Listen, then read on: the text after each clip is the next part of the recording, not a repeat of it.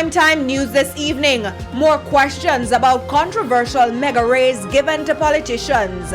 Authorities defend new notes amid questions about their durability.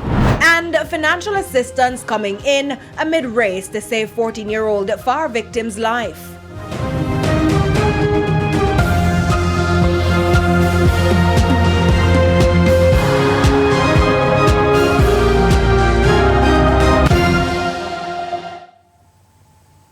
Good evening and welcome to Primetime News. We're on air and online at onespotmedia.com. I am Giovanni Dennis. And I am Andrea Chisholm with a preview of what's to come in business news. Here's Javon Keys.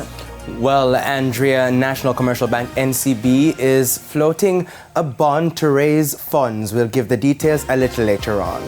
And Spencer Darlington is here with a preview of what's to come in sports. Spencer. Thank you very much, Giovanni. Well, a national junior record holder has signed a multi-year professional contract with an American-based sports company. We'll give you the details in Primetime Sports later.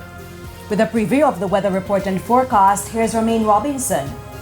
Thank you, Andrea. We are still monitoring conditions across the Atlantic where we're looking at Tropical Storm Brett.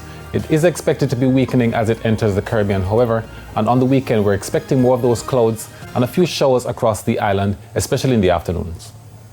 Thank you, Romaine. There's also sports commentary and E-Prime in this newscast. But before the break, the feedback question. This evening we're asking, what are your views on the proposed job description for parliamentarians? Share comments online, facebook.com/Television Jamaica, and tweet us at TVJ News Center. Please stay with us. Primetime News returns right after this break.